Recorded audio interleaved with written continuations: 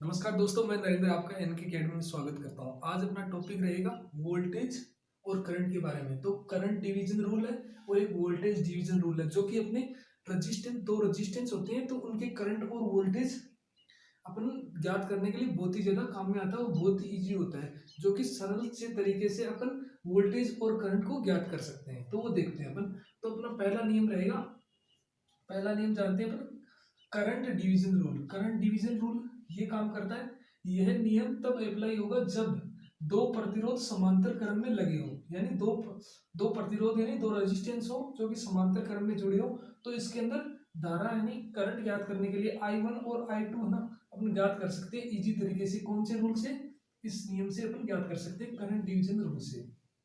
तो current division rule क्या कहता है? आई वन बराबर होता है आई इंटू, जैसे अपने इसकी I1 निकालनी है, ये I1 निकालनी है, तो इसका इसके ऑपोजिट साइड का रेजिस्टेंस लेना है और इन दोनों का योग करना है बटे में, और I से मल्टीप्लाई करना है, तो आपका I1 निकल जाएगा। फिर इसके अंदर I2 ज्ञात करनी है, तो I2 ज्ञात करने के लिए I से मल्टीप्लाई करके जिसको इसके ऑपोजिट साइड को ऊपर में लिखना है, I R1 upon R1 plus R2 हो जाएगा। ये हो जाएगा आपका I2 की वैल्यू आ जाएगी डायरेक्ट, ये I1 की, ये I2 की वैल्यू। आप एक दो बार लिखोगे तो आपको अच्छे से समझ में आ जाएगा। और आपको पता है करंट का मात्रक एम्पियर होता है, तो ये करंट का मात्रक मैंने एम्पियर लिख रखा है।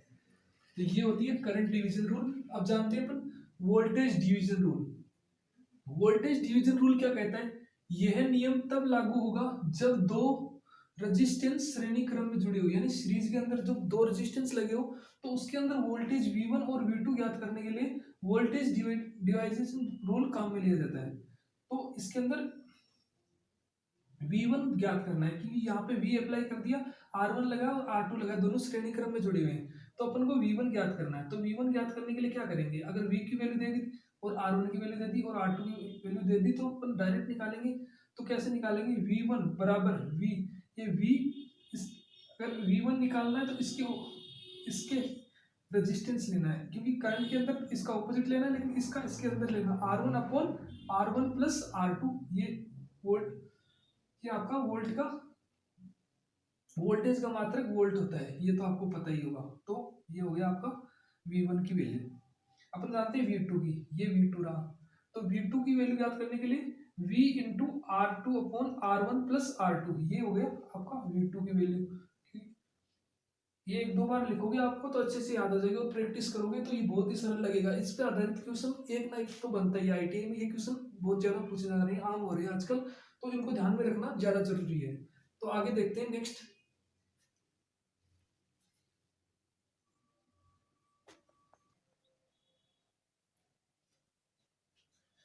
अब अपना टॉपिक रहेगा linear and non linear system की। लीनियर सिस्टम क्या होता है और नॉन लीनियर सिस्टम क्या होता है?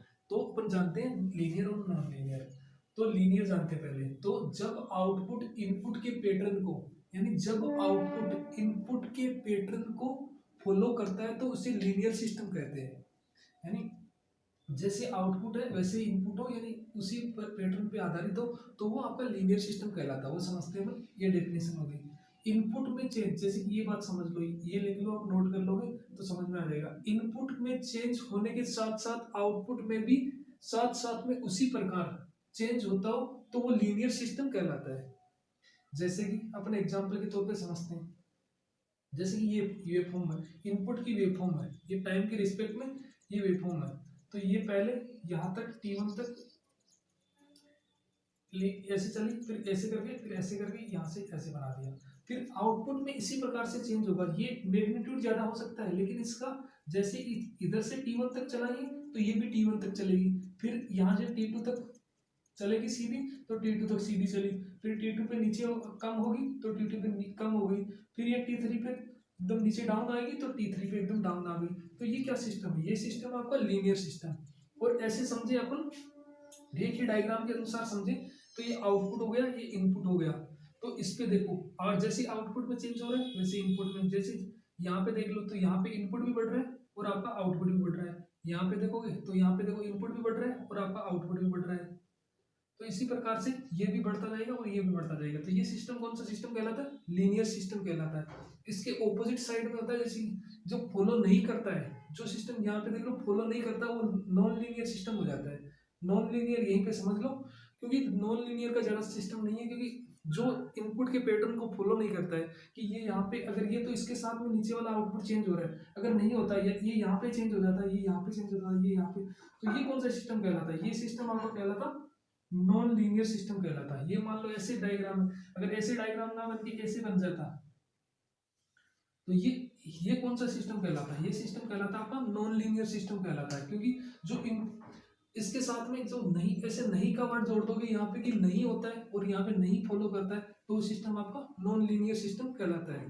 तो ये हो गई आपका लीनियर और नॉन लीनियर की कहानी। तो आपको अच्छे से समझ में आएगा, स्क्रीनशॉट वगैरह ले लो इसका और नोट कर लोगे अच्छे से तो समझ में आ जाएगा। तो थैंक यू दोस्तों, अगर वीडियो अच्छा लगे तो लाइक एंड शेयर जरूर करें।